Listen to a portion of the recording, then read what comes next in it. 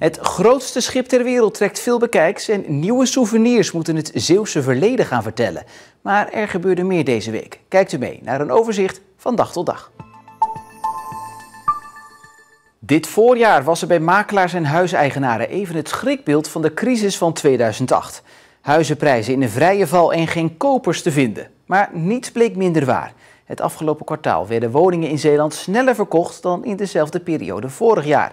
Vooral appartementen en 2 onder een kap woningen zijn in trek. Het idee was, jongens, daar komt een gigantische wereldramp op ons af. Ja, we gaan geen huizen meer kopen, we gaan ons wegsteken, de gordijnen dicht, helemaal geen waar. Want de mensen zijn juist net andersom gaan denken van, goed, het wordt moeilijk om ons te verplaatsen. Dus we moeten zorgen dat we wat meer ruimte voor onszelf krijgen. Er moet een tuin mee zijn, de kinderen moeten thuis kunnen blijven. Maar ook, je moet ook mensen kunnen ontvangen thuis. En zeker nu dat er weer de corona een beetje opstijgt, zie je ook ineens weer dat mensen dat toch weer terug oppakken. Stonden de huizen vorig jaar nog 36 dagen te kopen in Midden- en Noord-Zeeland. Nu zijn dat 30 dagen. En ook in Zeeuws-Vlaanderen is er een afname van 5 dagen ten opzichte van vorig jaar. Dat geldt vooral voor de huizen in de prijsklasse tot €340.000. En eigenlijk wat boven die waarde is, dat zijn toch heel veel mensen iemand die gaat dus een 201 kapwoning verlaten en die gaat naar een vrijstaande woning van boven die prijs. Dat is iemand die eigenlijk binnen het gebied gewoon verhuist. Maar tot die €340.000 heb je dus gewoon de instroming van buitenaf. Wat nog een keer extra krapte in de markt geeft. Dit zijn de 3 belangrijkste redenen voor die krapte op de woningmarkt. 1. Mensen kopen een recreatiewoning. 2. Senioren blijven langer in hun huidige woning zitten omdat gelijkvloerse woningen schaars zijn en de prijzen van appartementen stijgen. 3. Mensen uit de Randstad kopen een woning in Zeeland. Vanwege het thuiswerken hebben ze behoefte aan meer ruimte. En dat maakt de zoektocht voor Sanne van der Leer uit Middelburg lastig. Zij zoekt sinds juni naar een nieuwe woning. Er zijn heel veel mensen die willen een woning wat af is. Ja, ik ook. Ik heb niet heel veel zin om te gaan klussen, want ik moet alles laten doen. Dus het is gewoon moeilijk omdat er zoveel mensen zijn. Ze doen vaak een vooraankondiging op internet of op Facebook of Instagram. En als ik dat niet zie en ik bel dus pas op de dag dat het online is gekomen, dan pies je soms wel eens naast de pot, Want dan is het gewoon, er staan al zoveel bezichtigingen gepland, we houden het hierbij. Dus dan kan je al niet komen kijken. Sanne merkte dat ook bij de verkoop van haar eigen huis. 16 mensen kwamen kijken, maar er was veel meer belangstelling. En dan waren er nog op een wachtlijst. Maar daar zijn we niet meer mee, die hebben we niet meer uitgenodigd, Er zijn 22 en 23 juni zijn er bezichtigingen geweest. En 25 juni heb ik al kort gegeven op het bod. Sanne moet in februari haar woning pas uit en dat geeft haar dus nog wat ruimte om verder te zoeken. En mocht dat niet lukken, dan heeft ze iets achter de hand. Dan ga ik even tijdelijk terug naar mijn vader. Dus ik heb gelukkig wel een luxe positie. De lang verwachte aankomst van 's werelds grootste schip, de Pioneering Spirit, werd maandag door veel mensen vanaf de kant bekeken. En sommige mensen mochten net ietsjes dichterbij komen. Havenbedrijf Noord Seaport nodigde namelijk 20 scheepspotters uit om de binnenkomst van het 382 meter lange en 124 meter brede werkschip van dichtbij mee te maken. Die stonden dus eerste rang vanaf een rondvaartboot. Ja, de veelvuldigheid, wat dat hier allemaal kan. En, de grootte, de breedte, het is gewoon super. Ja, groter dan ik dacht. Dat kan je lastig inschatten, hè. Meestal kijk je die containerschepen wel, van H&M en zo. Maar ja, dit is machtig groot, zeker van dichtbij. De Pioneering Spirit leverde in Vlissingen-Oost 2 onderstellen voor booreilanden af die ontmanteld moeten worden. Een simpel klusje, want deze gigant kan complete boorplatforms optillen. Veel toeschouwers aan de kant dus en mooie Zeeland-promotie. Ja, en zeker gezien de belangstelling overal op de dijken en hier aan boord is volgens mij wel iets machtig waar Zeeland trots op mag zijn. Je zet toch weer Zeeland op de kaart. Dat vind ik gewoon mooi. Het schip bleef niet lang, want dinsdagmorgen vroeg vertrok hij alweer. Deze week is het 30 jaar geleden dat VC Vlissingen debuteerde in het profvoetbal. Uniek, omdat het de enige Zeeuwse club ooit is die betaald voetbal speelde.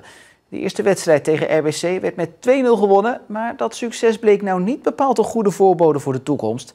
Want het profavontuur duurde door de financiële perikelen slechts 2 seizoenen. Om even over 7 is het dan zover en kent Zeeland betaald voetbal. Maar als ik me die wedstrijd terughaal, dan ja, heel erg zenuwachtig, gespannen, alles. En wij niet alleen als spelers, maar ook heel de club. Voor meer dan 4000 toeschouwers heeft Vlissingen een droomstart. Van Aarde. Van Keken, klein en wendbaar. En meteen de eerste goal. Na 1 minuut en 10 seconden is het Van Keken die voor Vlissingen de score opent. Het was een paasje van Romeo, weet ik nog. Die bal stoot net iets op. Nou, op de eerste meters was ik eigenlijk bijna nooit te kloppen. En ik had een vrij logge verdediger tegenover me. Dus ja, dan was ik vrij snel, liep ik daar langs. En ja, toen ik hem raakte, wist ik gewoon, is een doelpunt. Dat zijn van die scenario's natuurlijk, als een club nieuw begint, weet je, niet betaald voetbal, dan hoop je te winnen thuis en met veel publiek. En dat scenario, dat pakt er precies goed uit. Van Aarde. Van Keken weer. Redding van Kamphout, nog eens Van Keken. 2-0 Vlissingen.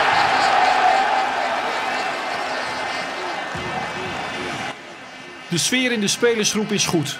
Er is een mooie mix tussen jonge talenten en oude ervaren profs zoals Carlo van Toer en Jan Poortvliet. Maar toen het financiële gezeur begon, werkte dat ook door op het veld. Dat weet ik nog als van gisteren, dat toen een beetje dat gezeur kwam. Dan, weet je, dan loop je op de training in en toen ging dat beginnen. Van, we krijgen financieel en toen begon het al, dat we misschien toen al failliet waren binnen een jaar. Ja, dat is niet positief in de groep. Dat doet er geen goed aan.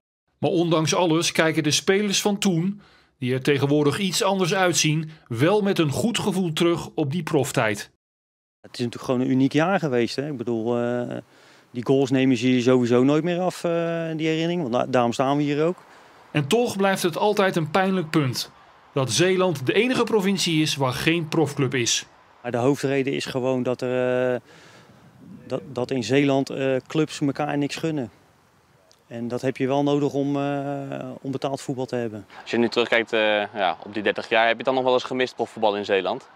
Ja, altijd wel. Ik vind zo'n grote provincie met een behoorlijk wat achterland, ja, dan vind ik het doodzonde, zodat het nooit echt gelukt is. Dat mist toch iedereen, is sport op niveau.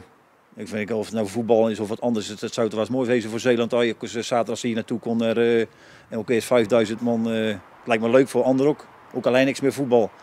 Van Keken, klein en wendbaar. En meteen de eerste goal. Na 1 minuut en 10 seconden is het Van Keken die voor Vlissingen de score opent. Stichting Zeeland Tolvrij heeft ruim 2200 handtekeningen aangeboden aan de provincie. Met de handtekeningen willen ze een referendum afdwingen over onder meer een tolvrije Westerschelde-tunnel. Er is een marinierskazerne beloofd als compensatie voor allerlei weggetrokken overheidsdiensten. Nou, die komt niet en dan vervolgens moeten er andere zaken komen.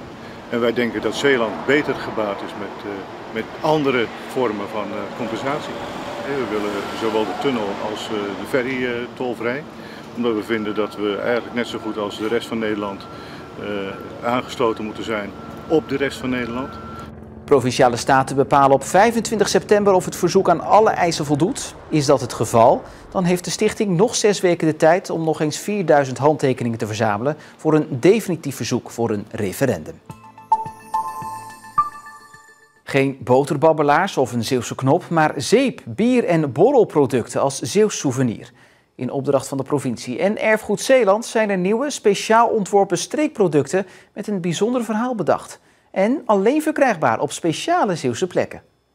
De knalroze installaties geven de plaats al aan. Hier zijn de nieuwe streekproducten verkrijgbaar. Zoals bij het verdronken dorp Koudekerke op Schouwen. Speciaal voor deze plek is een bier en een bierglas ontworpen. Lodewijk die heeft het dorp gesticht. En Lodewijk dankte zijn fortuin aan het import van fruit. Dus daar zit een link met het bier. En wij hebben een brouwer gevonden die voor ons dat Koudekerke gruitbier brouwt. Het klinkt traditioneel, maar het is helemaal nieuw bedacht. Klopt, ja. Dus dat is voor ons ook wel weer de lol natuurlijk. Wanneer is nou iets een streekproduct? Dus vandaar ook de glazen. Dat zijn glazen die we bij een kringloop hebben gekocht. Wij vinden het vooral heel interessant om na te denken, wat is dan het Zeeuwse verhaal? En wat maakt dan zo'n ex-reclameglas, in dit geval Zeeuws? En volgens ons is dat door hem dus echt te laden met dat verhaal wat je hier ook op deze plek kunt beleven. En misschien is dit uiteindelijk wel een heel Zeeuws product. Echt Zeeuws of niet, de nieuwe producten horen in elk geval bij specifieke historische plekken. Zoals dit zeepje voor het kuuroord Domburg. De bakmix voor de oude bakkerij in Zierikzee. En deze borrelproducten, verkrijgbaar bij het praalgraf van de gebroeders Evertsen in Middelburg. Nou, je ziet hier wafeltjes met zwarte peper. En aan de andere kant van de pallet staat rode uienchutney. De wandelkerk, dus deze tussenkerk tussen de koorkerk en de nieuwe kerk, die wordt heel vaak gebruikt voor recepties en voor borrels. En dan zijn er dus allemaal mensen met een drankje en wellicht per ongeluk heeft dat praalgraf ook wel eens gediend als bijzettafel. Dus het heeft in de loop der jaren ook wel eens wat vlekken opgelopen. En het zou best wel wat onderhoud kunnen gebruiken. De opbrengst van de verkoop gaat daarom naar het onderhoud van het praalgraf. Als tenminste duidelijk wordt van wie dat praalgraf eigenlijk is. Nu is eigenlijk een beetje onduidelijk door de complexe eigendomssituatie van al die gebouwen bij elkaar van wie het praalgraf nou is. Dus wij dachten van ja... Jullie dachten, dat is een interessante plek. Ja, precies. Ja, die kist zit dicht en we weten dus ook niet aan wie moeten we dit geld nou geven. Dus tot die tijd blijft het hier staan. De designers hebben plannen om de productenlijn uit te breiden met meer producten die de verhalen van meer historische plaatsen laten herleven. Zeeland behoort tot de vieze helft van Nederland als het om coronadeeltjes in het riool gaat. Van de 24 veiligheidsregio's staat Zeeland op de 10e plaats. Amsterdam en Den Haag steken met kop en schouders boven de rest uit. Het RIVM test op verschillende waterzuiveringen het rioolwater op de aanwezigheid van coronadeeltjes. Op deze manier hoopt de overheid lokale coronabrandhaarden sneller in beeld te krijgen, omdat het virus daar al te zien is voordat mensen klachten krijgen. De meetgegevens zijn nu ook terug te vinden in het corona-dashboard van de overheid en worden wekelijks bijgewerkt. Meer dan 300 peuters hadden deze zomer niet echt vakantie. Voor kinderen tussen 2 en 4 jaar met een taalachterstand was de peuterspeelzaal de afgelopen weken namelijk gewoon open. En dat was voor het eerst in Zeeland en de eerste reacties zijn positief. Kijk, een zandbak en wat zit er allemaal in? Voor het eerst in Zeeland. Een zomerschool voor peuters. Zo ook hier bij de Chameleon in Terneuzen. Al moeten sommige kindjes misschien nog een beetje wakker worden. Woorden als stoel, zitten, fruit. Ze kunnen zijn weggezakt bij peuters na 6 weken zomervakantie. Zeker gezien de periode daarvoor, tijdens de coronacrisis, toen de peutergroep dicht was. Nou, speciaal voor die peuters, die dus een taalachterstand hebben, is er deze zomer een zomerschool in Zeeuws-Vlaanderen. Ook andere regio's in Zeeland organiseren voor het eerst een zomerschool. Door heel de provincie gaan 330 peuters in de zomer extra naar de peuterspeelzaal. Er moet wel sprake zijn van een taalachterstand bij het kindje. Bijvoorbeeld omdat de ouders thuis geen Nederlands spreken of kinderen het lastig vinden om te praten. Eigenlijk zijn we hartstikke blij met het initiatief dat de gemeente dit ook wilde sponsoren voor ons. Want we hebben toch gemerkt met de coronatijd waren de kinderen heel lang thuis. Krijgen dan een hele grote achterstand op taalgebied. En nog eens 6 weken erachteraan, dat zou wel heel veel geworden zijn. Dus het is natuurlijk ideaal dat dit aangeboden wordt. De uren zijn hier gratis voor ouders. De gemeente betaalt via een speciaal potje van het Rijk. Ouders zijn positief. Ik kan echt veel groeien zien. En ze kan heel veel andere woorden en ze kan goed tellen. Ja, ze zijn echt goed bezig. En het is gezellig, alles gaat spelenderwijs. Maar hier wordt de basis voor later gelegd. 3000 woorden leren is het streven voor de start van groep 3. Nou, dan begin je met de peuters, die leren 500 woorden normaal zien tussen 2 en 4 jaar. Groep 1 doet er 1000 en groep 2 nog een keer 1500, zodat je ongeveer aan die 3000 woorden komt. Nu kan dat bij deze kinderen niet, maar we zijn natuurlijk al heel blij dat we er 2/3 van zouden kunnen bereiken. Dus het is heel belangrijk om later te kunnen leren lezen en schrijven, dus voor groep 3, dat deze kinderen de woordenschat goed aangeboden krijgen. En continu, niet met tussenpozen van niks, want dan gaat het weer achteruit. In Zeeuws-Vlaanderen wordt al nagedacht of de zomerschool ook uitgebreid kan worden richting de herfst- of kerstvakantie. We krijgen criminelen in plaats van mariniers. Dat was het sentiment in Zeeland nadat bekend werd dat Vlissingen een extra beveiligde gevangenis krijgt met rechtbank. Maar Zeeuwen hoeven zich geen zorgen te maken, zeggen de inwoners van het Brabantse Vught, want daar staat al jaren een extra beveiligde gevangenis. Een EBI is een gevangenis in een gevangenis. Er heerst het meest strakke regime dat we in Nederland kennen. In 1997 opende de EBI in Vught haar deuren, na meerdere gewelddadige ontsnappingen uit andere gevangenissen. Er zijn 24 cellen beschikbaar. En uit veiligheidsoverwegingen wordt niet bekendgemaakt hoeveel van die cellen bezet zijn. Bekend is wel dat criminele kopstukken als Willem Holleder en Ridwan Taghi er op dit moment verblijven. Er is nog nooit iemand ontsnapt uit de EBI in Vught. De beveiliging is dan ook extreem. Zo worden alle deuren op afstand bediend. En doordat medewerkers geen sleutels dragen, kunnen ze ook niet worden afgepakt. De luchtplaats is van boven afgesloten met tralies, zodat er niemand opgepikt kan worden met een helikopter en er niets naar binnen kan worden gegooid. Alle contact met de buitenwereld wordt gecheckt, post wordt gelezen en alle gesprekken met de telefoon of van bezoek worden opgenomen, met uitzondering van die met een advocaat. Het grootste verschil met een gewone gevangenis is dat er nauwelijks gezamenlijke activiteiten zijn voor gedetineerden. Bijna alles gebeurt individueel. Er is geen arbeid voor gedetineerden in de EBI, ze zitten dus relatief veel op hun cel. En van het vervoersprobleem heeft de EBI in Vlissingen straks geen last, omdat er ook een rechtbank op het terrein komt. En de bedoeling is dat de eerste paal over 3 jaar in de grond gaat, zodat de EBI in 2026 in gebruik kan worden genomen. En maandag beginnen de scholen weer en dat zal zowel voor leerlingen als leraren weer even wennen zijn. En al helemaal voor die van het Lodewijk College in Terneuzen, want de vestiging aan de Zelderuslaan verplicht leerlingen een mondkapje te dragen. En het was kiezen tussen eenrichtingsverkeer in het gebouw of de mondkapjes. Nu hebben wij ervaring opgedaan met eenrichtingsverkeer in de periode voor de zomervakantie, dat we met 1/3 deel van de leerlingen hier op school waren. En toen is gebleken dat dit gebouw zich daar niet voor leent vanwege de enorme loopafstanden.